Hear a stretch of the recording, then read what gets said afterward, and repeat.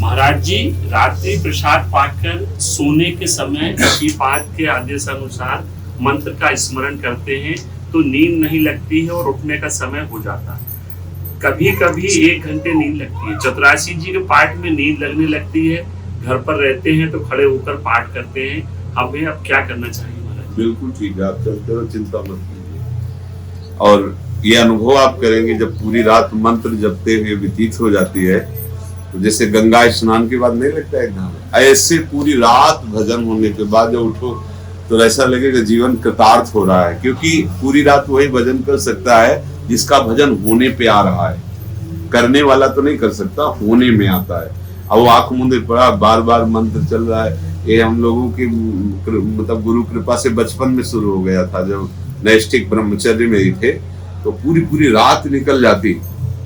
अगर कहीं 15-20 मिनट के लिए झपकी लगती तो घड़ी में देखते 15 मिनट कैसे, ऐसा लगता कि हम तो घंटों सो चुके हैं। जब भगवत प्राप्ति की लगन लगती है ना, हाँ, तो नारायण हरि भजन में पांचों न सुहात, विषय भोग, निद्रा, हंसी, जगत प्रीति बहुबात।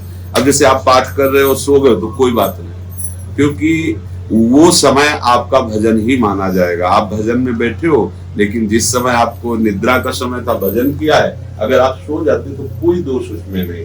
अभी कि 6 घंटे सो करके और फिर बैठे हो, फिर औंगा रहे हो, तो उसमें थोड़ा युद्ध करने की जरूरत होती है। बिल्कुल निश्चिंत रहो और बेपरवाह हो जाओ। भरोसा लाडली का भजन जो होता है वो मस्ती में होता है। जब तक टेंशन अंदर रखते हैं ना तो फिर ठीक नहीं रहता। अरे हम टेंशन मुक्त होने के लिए तो संतों का संग करते हैं, परमानंद की प्राप्ति के लिए तो भगवान का आश्रय लेते हैं। तो पहले आश्रय को दृढ़ पकड़ लिया।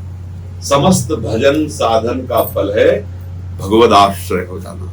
एक भरोसो, एक बल, एक आश विश्वास, ये समस्त साधनाओं का फल है। ये जल्दी समझ में नहीं आता।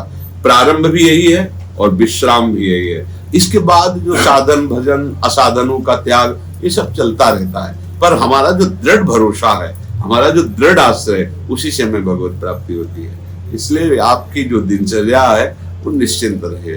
अब हो सकता है आप पूरी रात भजन में निकल गया, तो सुबह आप नहा धोकर बैठे हो, सो जाओ तो आराम से सो जाओ, पैर फैला के सो जाओ, कोई चिंता की बात नहीं। हम एक संत को देखा तो सत्संग में भी बताया, वो बहुत ही छुपा के भजन करने वाले महात्मा थे।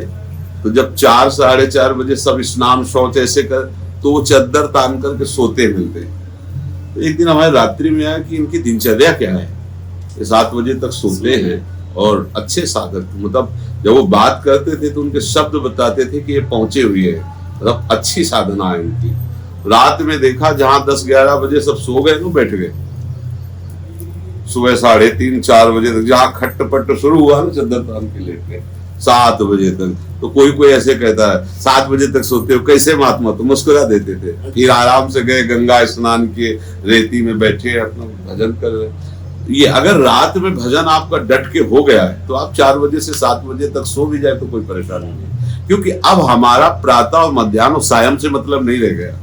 ये तो प्रारंभिक होता है। अब हमारा भजन से मतलब रह गया है। भजन डट करके करो, भजन में ही तुम्हारा भाव बना रहे तो निद्रा समाधि स्थिति, ऐसे उपासक की निद्रा भी समाधि का फल देने वाली होती है। जो समाधि का फल होता है परमानंद, वही उसकी निद्रा का हो, निद्रा समाधि स्थिति। अब वो जो बोलता है सब स्तुति होती है, अब वो जहां चलता है वो सब परिक्रमा होती है, क्योंकि समर्पित है ना भगवत। जो भी चेष्टा करता है वो सब भगवत सेवा होती है। बस समझ लेना है, समझ गए तो बात समझ में आ जाएगी परमार्थ की। अपने लोग 2 विभाग किए हुए हैं, एक संसार का अपना और एक प्रभु का, कि भाई आधा घंटा प्रभु को दे देते हैं, ऐसा वो मतलब ठीक नहीं। पूरा का पूरा प्रभु को समर्पित है और वो घर गृहस्थी के कार्य भी करता है तो भजन ही माना जाता है उसका। तो आप इससे निश्चिंत रहिए, कोई मतलब परेशानी वाली बात नहीं। अगर आप यहाँ में बैठे सो जाते तो कोई परेशानी, भले तो मैं लोग अच्छा है, लोग कहें कि वो सोता है, पर ईमानदारी से यदि भजन में लगे हो बहुत बढ़िया है, इसमें कोई हानि की बात नहीं।